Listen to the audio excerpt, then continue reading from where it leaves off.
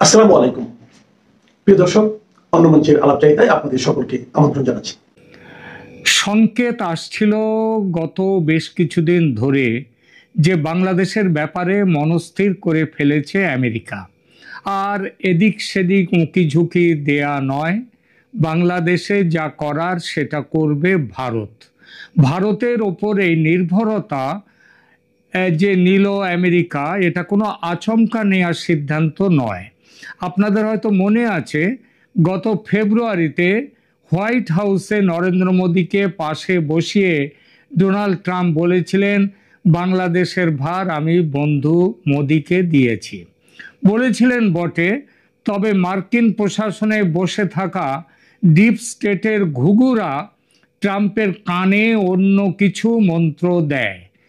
তারা তাদের পুরনো অভ্যেস, যেটা নিজের নাক কেটে অপরের যাত্রাভঙ্গ, সেটা ছাড়তে পারেনি ট্রাম্প আসার পরেও। তার ওপর বাণিজ্য শুল্ক বা ট্যারিফ নিয়েও লেগে গিয়েছিল ভারত আমেরিকা বা ট্রাম্প মোদি দুই বন্ধুর মধ্যে তীব্র মন কষাকষি। এই দুয়ে মিলে পিছনে চলে গিয়েছিল বাংলাদেশ। কিন্তু ভাবনার চাকা যে ঘুরছে তার ইঙ্গিত মিলছিল আমেরিকার নানান কথায় ও কাজে। কিছুদিন আগে সে দেশের গোয়েন্দা মহাপরিচালক তুলসি গ্যাবার্ড, তিনি মধ্যপ্রাচ্যের দোহায় বসে এক বিবৃতি জারি করে স্পষ্টভাবে বলে দেন যে লক্ষ কোটি ডলার খরচ করে অন্য দেশের সরকার বদলের চেষ্টা আর করবে না আমেরিকা, কারণ এতে আমেরিকার আখেরে খারাপ ছাড়া ভালো হয়নি, কারণ বন্ধুর চেয়ে শত্রু তৈরি হয়েছে বেশি। তুলসীর এই কথায় আছে যে আমেরিকার পথ পরিবর্তনের স্পষ্ট ইঙ্গিত।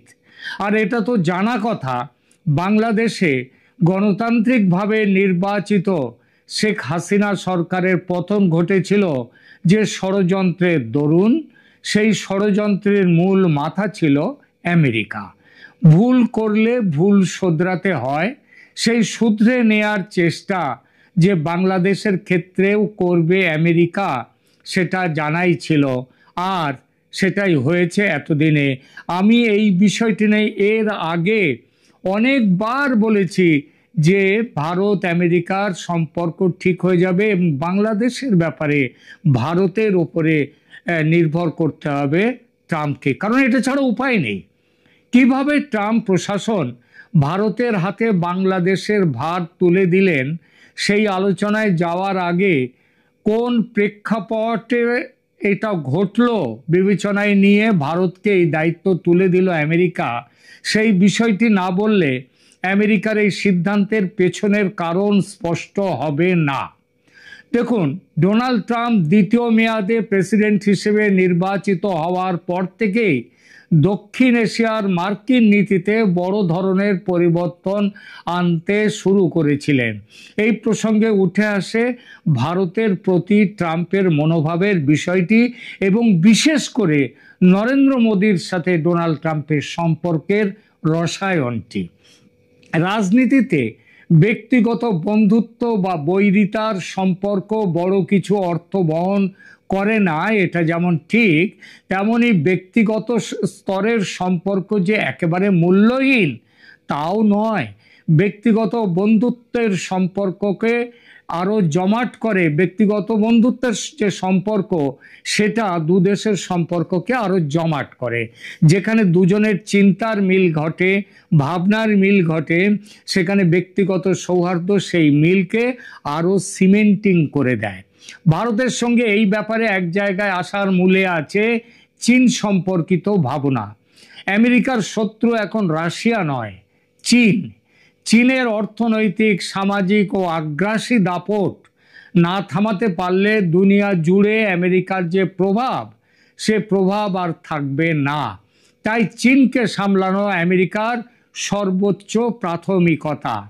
আবার ভারতেরও প্রধান শত্রু কিন্তু পাকিস্তান নয়, তার থেকেও বেশি হচ্ছে চীন। চীনে পাকিস্তান তো দু চারটে ওই জঙ্গি পাঠিয়ে ঝামেলা বাঁধায়, ওটা বড় ব্যাপার না। কিন্তু চীনের জোরেই যে পাকিস্তানের এত জোর, সেটা জানে ভারত। বারবার পাকিস্তানের জঙ্গিদেরকে যখন ইউনাইটেড নেশনসে যখন তাদের বিরুদ্ধে ব্যবস্থা নেওয়ার কথা উঠে তুলেছে ভারত, ওই চীন ভেটো দিয়ে সেগুলোকে থামিয়েছে। চীনের অন্য দেশের জমি আত্মসাৎ করার অভিপ্রায় বহু পুরনো, এটা ভারতের জানা। ভারতের এক বড় ভূখণ্ড এখনো চীনের দখলে, তারপরেও অরুণাচল নিয়ে দাবি জানাচ্ছে চীন, লাদাখ নিয়ে দাবি জানাচ্ছে। চীনের এই ভূমিকা দক্ষিণ পূর্ব এশিয়ার সমস্ত দেশ জানে। সুতরাং চীনকে দাবিয়ে রাখার চেষ্টা ভারতেরও। আর এখানেই আমেরিকা আর ভারতের কমন ইন্টারেস্ট। ট্রাম্প সাহেব সেটা বুঝেছেন।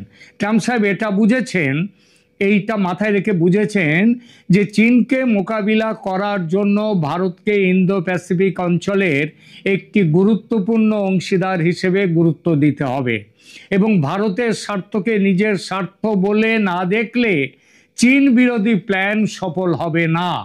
ইন্দো প্যাসিফিকে বাংলাদেশের অবস্থান এমনই গুরুত্বপূর্ণ যে বাংলাদেশকে কোনোভাবেই চীনের কাছে ঘেঁষতে দেবে না আমেরিকা, ভারতও দেবে না। এই কাজটা এতদিন আমেরিকা নিজে করবে ভেবেছিল। তাই সেন্ট মার্টিনস, হিউম্যান করিডর, চট্টগ্রামে মার্কিন সেনা ছাউনি ইত্যাদি নিয়ে খুব মাথা ঘামাচ্ছিল আমেরিকা। এই মাথা ঘামানোটা আবার ভারতের পছন্দ নয়, এটা স্বার্থের সংঘাত। আমেরিকা তাই আঞ্চলিক প্রভু হিসেবে ভারতকে মেনে নিয়ে বাংলাদেশে তার নিজের প্ল্যান থেকে সরে এসেছে। বাংলাদেশে দেখবেন, খেয়াল করলে দেখবেন যে কয়েক মাস আগেও বাংলাদেশে মার্কিনীদের যে দাপাদাপি চলছিল সেটা এখন অনেকটাই থেমে গেছে, স্তিমিত। দ্বিতীয়ত, ব্যবসাদার মানুষ ট্রাম্প বাইডেন প্রশাসনের মতো নিজের নাক কেটে অন্যের যাত্রাভঙ্গে বিশ্বাসী নন। জঙ্গিতন্ত্র ও মৌলবাদের ঘোর শত্রু ট্রাম্প। বাংলাদেশ যেভাবে জঙ্গিবাদের কোলে ঢলে পড়ছে সেটা 7 সমুদ্র 13 নদীর দূর থেকে এসে তিনি থামাতে পারবেন না, এটা ট্রাম্প জানেন। এই জঙ্গিতন্ত্র থামাবার একমাত্র ক্ষমতা আছে ভারতের। তাই বাংলাদেশকে সঠিক রাস্তায় ফিরিয়ে আনতে, জঙ্গিতন্ত্র থেকে মুক্ত করতে ভারত ছাড়া তার সামনে আর কোনো পথ নেই। তৃতীয়ত, যে অর্থনৈতিক গাড্ডায় আজ পড়েছে বাংলাদেশ, এটা থেকে তাকে বাঁচাতে বড় কোনো অর্থনীতিকে আশ্রয় না করলে বাংলাদেশের অর্থনীতি দাঁড়াতে পারবে না। এই বিষয়ে ভারত আর চীন ছাড়া আর কোনো দেশ নেই আশেপাশে। বাংলাদেশের অর্থনীতির প্রাণ হচ্ছে রেডিমেড গার্মেন্ট ইন্ডাস্ট্রি, সেটা আজ পতনের মুখে। কাঁচামাল নেই, কারখানায় চাঁদাবাজি, আইন শৃঙ্খলার চূড়ান্ত অবনতি, ভিয়েতনাম কম্বোডিয়ার ব্যাপক প্রতিযোগিতা, ভারত থেকে ট্রান্সশিপমেন্ট সুবিধা বন্ধ হওয়া, সব মিলিয়ে বাংলাদেশের রেডিমেড গার্মেন্ট শিল্পের অবস্থা ভয়াবহ। আমেরিকা বুঝেছে ভারত পাশে না থাকলে বাংলাদেশ আরও নিচে নেমে যাবে, অতএব এখানেও ভারত ভরসা। আর এই সব বিষয়কে গুরুত্ব দিয়ে আমেরিকা ফিরে গেছে ফেব্রুয়ারির সেই দিনে, যখন ট্রাম্প মোদিকে পাশে বসিয়ে বলেছিলেন বাংলাদেশের বিষয়টা আমি প্রধানমন্ত্রীর ওপর ছেড়ে দিয়েছি, যাকে বলে ফ্রি হ্যান্ড দেয়া। সেটাই আর কি এখন সেটা কাজে হচ্ছে। এই যে খলিলুর রহমান দিল্লি এলেন, বৈঠক করলেন অজিত ডোভালের সঙ্গে, এই সবের পেছনেই আছে আমেরিকার সবুজ সংকেত। খলিলুর ডোভাল দ্বিতীয় বৈঠকটি হয়েছে 20 তারিখে আমেরিকা চেয়েছে বলে। সেখানে হাজির ছিলেন স্বয়ং সার্জিও গর, আমেরিকার রাষ্ট্রদূত তথা দক্ষিণ ও মধ্য এশিয়ায় আমেরিকার সরকারের বিশেষ প্রতিনিধি তিনি। সেই সভায় সার্জিও গর স্পষ্ট করে দিয়েছেন বাংলাদেশে ভারত সরকারের কি ভূমিকা হবে আগামী দিনে। বাংলাদেশের জঙ্গিতন্ত্রে লাগাম দেয়া, ভারত বিরোধিতা বন্ধ করা, ফ্রি, ফেয়ার অ্যান্ড ইনক্লুসিভ নির্বাচন করা, সেই নির্বাচনে আওয়ামী লীগের অংশ নেয়া, এমনকি অপরাধ ট্রাইব্যুনালের বাঁদরামি নিয়েও কড়া মন্তব্য করেছেন গর। এই সব কিছুই খলিলুর রহমানকে শুনতে হয়েছে, আর কারণ নয়, সার্জিও গরের মুখ থেকে। মার্কিন রাষ্ট্রদূতের কথার পিঠে একসময় অজিত ডোভাল বলে দেন, অপরাধ ট্রাইব্যুনালকে দিয়ে যা খুশি রায় বার করে নিক না কেন সরকার, সেই রায়ের মেয়াদ তো মাত্র 2 মাস। তারপর শেখ হাসিনার আওয়ামী লীগ সরকার এসে অপরাধ ট্রাইব্যুনালকে তার শাস্তির আদেশ সমেত আস্থা করে ফেলে দেবে। কিভাবে সেটা হবে তার একটা নির্দিষ্ট রোড ম্যাপও বলে দেন অজিত ডোভাল। নির্বাচনে আওয়ামী লীগ থাকছেই, আর সেই নির্বাচনে প্রার্থী হিসেবে শেখ হাসিনা দাঁড়াবার সুযোগ পেলে তো কথা নেই। যদি তার প্রার্থীপদ বাতিল করে দেয় নির্বাচন কমিশন, তাহলেও অসুবিধে নেই। নির্বাচনে জিতে আওয়ামী লীগ মন্ত্রিসভা গঠন করছেই, আর শেখ হাসিনা প্রধানমন্ত্রী হচ্ছেন। তখন নির্বাচনে দাঁড়াতে নতুন করে বাধা কোথায়? এই সমস্ত কথা যথারীতি মোহাম্মদ ইউনূসকে জানিয়েছেন খলিলুর রহমান। তবে ভালো করে একটু বিশ্রাম যে নেবেন তার আগেই ডাক পড়ল কাতারের দোহায়। দোহা এখন বিশ্ব রাজনীতির বড় মঞ্চ। সেখানে 4 পক্ষের মিটিং, ভারত, আমেরিকা, বাংলাদেশ, আর মধ্যস্থতাকারী হিসেবে কাতার তো আছেই। সেখানে আর এক প্রস্তাব জানিয়ে দেওয়া হলো খলিলুর রহমানকে, ভারত এখন তোমাদের গার্জিয়ান, ভারতের কথা মতো চলবে, আর না চললে ভারত যে ব্যবস্থা নেবে, সার্জিক্যাল স্ট্রাইক হোক কিংবা সরাসরি যুদ্ধ হোক, আমেরিকা ভারতের পাশে, ভারতের সঙ্গে থাকবে। এবার বলি এই প্রসঙ্গের সবচেয়ে চমকদার বিষয়টি। খলিলুর রহমানকে বলে দেওয়া হয়েছে শেখ হাসিনা প্রধানমন্ত্রিত্ব থেকে পদত্যাগ করেননি বলছেন। যদি তাই হয় তবে তিনি পদত্যাগ করেছেন বলে কিভাবে সুপ্রিম কোর্টের সাংবিধানিক বেঞ্চের অভিমত চাওয়া হলো? আবার বেঞ্চের বিচারপতিরা তখন সেনানিবাসে আছেন, তাহলে কবে কখন তারা শুনানি করলেন? পুরো ব্যাপারটা জালিয়াতি করে করা হয়েছে বলে আমেরিকা এখন দৃঢ়ভাবে বিশ্বাস করছে। এর অর্থ ইউনূস সরকার শুধু যে অবৈধতা নয়, এই সরকার হচ্ছে জালিয়াতির সরকার। এই অপরাধের বোঝা অর্ধেক হবে যদি অন্তত শেখ হাসিনার পদত্যাগ পত্রটি আমেরিকার কাছে তার কপি কিংবা সেটা যদি পৌঁছে দেওয়া যায়। আর যদি সেটা না করা যায় তাহলে সম্ভাবনা আছে শেখ হাসিনাকে প্রধানমন্ত্রী হিসেবে ফিরিয়ে আনা, তার হাতে সসম্মানে ক্ষমতা ফিরিয়ে দেয়া, তারপর একটি ফ্রি, ফেয়ার অ্যান্ড ইনক্লুসিভ নির্বাচনের ব্যবস্থা করা। ঠিক আছে, এখনকার মতো এখানেই রাখছি। বন্ধুরা, প্রীতি, সালাম এবং শুভেচ্ছা নেবেন। গত 2 দিন একটু ব্যক্তিগত কাজে ব্যস্ত ছিলাম। সিডনি থেকে আমার মেডিকেল কলেজের এক বড় আপা এবং ভাইজান এসেছিলেন, তাদেরও কিছুটা সময় দিয়েছি। পারিবারিক কিছু ব্যাপার ছিল, যে কারণে গত 2 দিন ইউটিউবে ঠিক সেরকম ভাবে থাকতে পারিনি। অনেকেই এই সময় জানতে চেয়েছেন এই যে দোহায় আমাদের বাংলাদেশের জাতীয় নিরাপত্তা উপদেষ্টা ডক্টর খলিল গিয়েছেন, তার আপডেট কি। আজকে সকালে ইউটিউব চ্যানেল দৃষ্টিকোণ 71-এর বর্ষপূর্তি উপলক্ষে একটা অনলাইন আড্ডা ছিল বলা যায়। গত বছরের নভেম্বর মাসের 22 তারিখে দৃষ্টিকোণ 71 তাদের যাত্রা শুরু করেছিল। তো সেই অনলাইনের আলোচনা শেষেও অনেকে বললেন যে দোহার আপডেট কি। তো আমি দোহার আপডেটটা পেয়েছি। মোটামুটি 7টি বিষয়ে আলোচনা হয়েছে। এখানে আলোচনায় অংশগ্রহণ করেছে বাংলাদেশের জাতীয় নিরাপত্তা উপদেষ্টা ডক্টর খলিল, ভারতের প্রতিনিধি দল, মার্কিন প্রতিনিধি দল এবং কাতারের ইন্টেলিজেন্সের সাবেক প্রধান আব্দুল্লাহ বিন মোহাম্মদ আল কুলাইফি। তো তিনিও এই বৈঠকগুলোতে উপস্থিত ছিলেন। কি কি আলোচনা হয়েছে সেটি নিয়ে আমি একটু কথা বলি। প্রথমেই হলো যে বাংলাদেশের ঢাকা ক্যান্টনমেন্টে পাকিস্তান এবং তুরস্কের বেশ কয়েকজন আইটি অফিসার কাজ করছেন, এবং আইটি অফিসার ছাড়াও আরো কিছু টেকনিক্যাল অফিসার কাজ করছেন।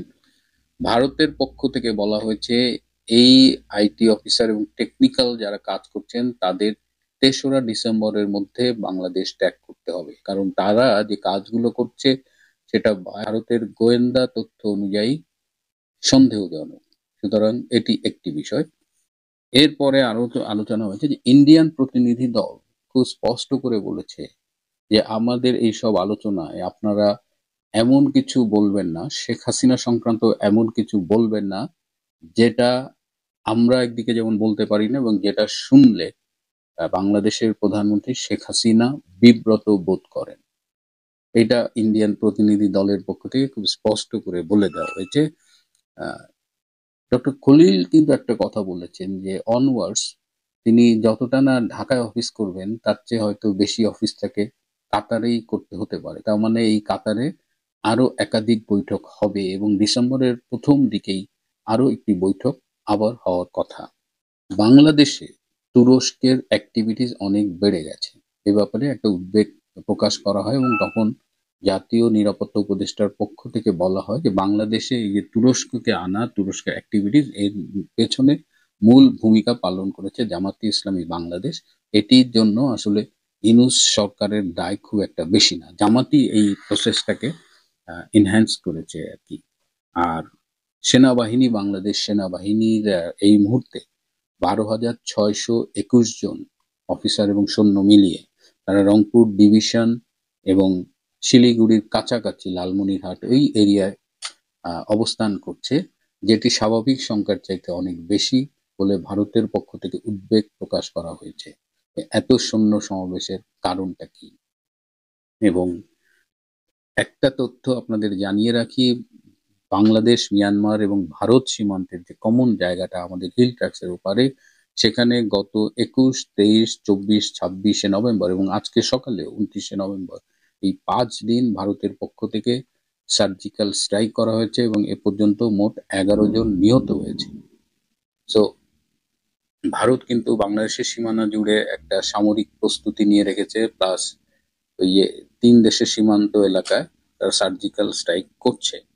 বাংলাদেশের সেনাবাহিনী এই মুহূর্তে 3 ভাগে বিভক্ত। একটি অংশে রয়েছেন Waker, lieutenant general Kamrul, lieutenant general Faizur, আর একটা অংশের বাইরে থেকে কোঅর্ডিনেট করছেন যুদ্ধ অপরাধী গোলাম আজমের ছেলে ব্রিগেডিয়ার, যিনি একসময় বরখাস্ত হয়েছিলেন, ব্রিগেডিয়ার আজমি, এবং আরেকটি অংশ যারা মূলত প্রো 71 এবং প্রফেশনাল, যারা পেশাগতভাবে, তারা কোনো এই গোলাম আজমের ছেলে গ্রুপ বলেন বা ওয়াকারের গ্রুপ না, তারা একদম পেশাদার সেনাবাহিনী হিসেবে কাজ করছে, সেটি নিয়েও সেখানে আলোচনা হয়েছে।